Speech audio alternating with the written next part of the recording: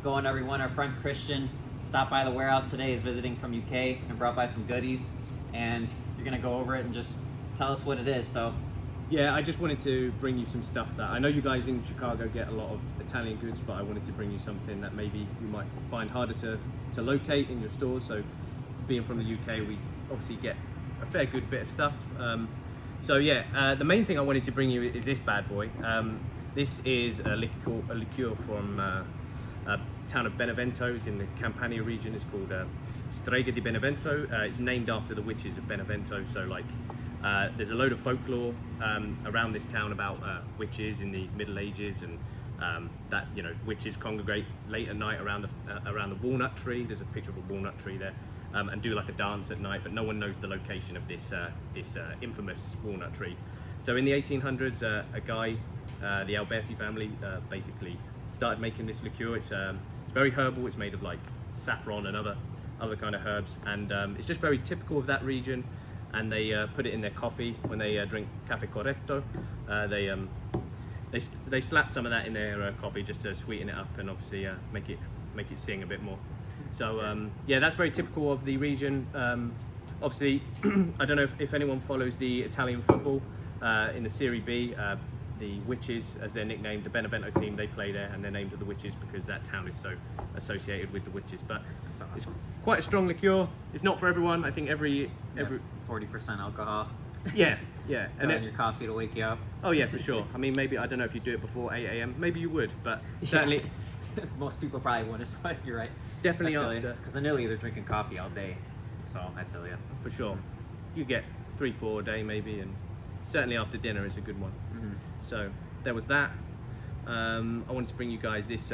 This is really popular in the UK. It's a flatbread they make in Sardinia. It's kind of, you could switch it out with like your crackers or something and have it with your cheese or your mortadella or something. It's kind of good. What else we got here? Just thought I'd bring you. I know there's a lot of Calabrians in the US, so I thought I'd just bring you a Calabrian drink. It's a cold coffee.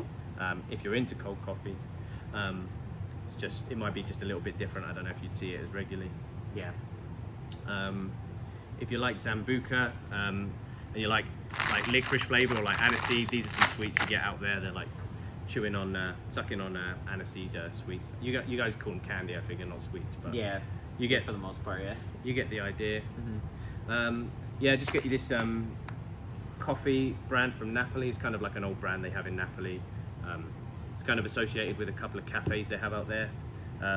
Just like, I don't know, it's different to drinking Lavazza every day or something, just something kind of different. Yeah. And just a bunch of like torrone, just some almond and hazelnut kind of thing. They're typical of a couple of areas. These ones are from Avellino, where like it's the province where my grandparents come from. I think in the Soprano story, Tony Soprano's family also from Avellino as well, so that's kind of like a neat little thing that I like. Yeah, and just some like, you guys, I know you guys do Nutella by the gallon, literally, but so I know that I didn't want to bring you a jar of Nutella because you get a jar of Nutella like this size in the UK, and you probably get a jar of Nutella like this size over here. Get some big ones. But I figured maybe the biscuits you wouldn't see as often. So definitely not. I was just in the area visiting a friend anyway who lives out here, so I thought because he lives 25 minutes from your warehouse, I'd just swing by and fly the flag for the Italian culture and bring you some goodies. No, that's awesome, man. We appreciate, like you said, you're all the way from the UK, come to Chicago, and you say you got to stop by Hardcore. That means a lot, man. Thank you. And no worries. You said you're into food and stuff like this more often. You're gonna post on your page. Yeah, I started a page because like I don't know how it started. Was I'd always get like, I'm really passionate about Italian food, Italian cooking, as I know a lot of Italians are. It's kind of 100%. It's kind of like the thing that a lot of Italians are all passionate about, right? So I found that a lot of my English friends would often text me, be like, "Hey, I'm in the store. Yeah, which brand of tomatoes should I be getting?" And then they'd end up getting like an essay response, or how do I make this? How do I make that? And I'd kind of saying, well, here's where you're going wrong, or why you're not, why you're not using pork mince. You need that flavor, And so I just get a lot of questions from non-Italian sort of like English friends, so I decided to start a little page. That's awesome. So my plan is to just like be posting little kind of cooking tips, cooking videos about Italian food, and it's more like I want to preserve like the traditions, No, I love it, man. That's awesome. We'll put the link in the description for your page, and tell me a little bit more too, because your story is really interesting with UK. Do you mind explaining again for the camera just your family story, like, because a lot of Italians don't know like the story of how anyone's from the UK and they're Italian. You know what I mean? Yeah, for sure. So obviously, like a lot of the immigrants that left Italy, or the southern parts of Italy, in the last century and the century before, obviously a lot of them are going to the USA and Canada. The UK did get a lot of like Italian immigrants, but nowhere near the scale as you guys got out here. How it went for my grandparents is during World War II, my granddad was an Italian soldier. Obviously, Italy was like aligned with the Germans during World War II. So he was stationed or fighting in North Africa in a town called town or country, I don't know. Tripoli is called. I think it's I'm going to say a town. Okay. I'm going to say a town, Tripoli.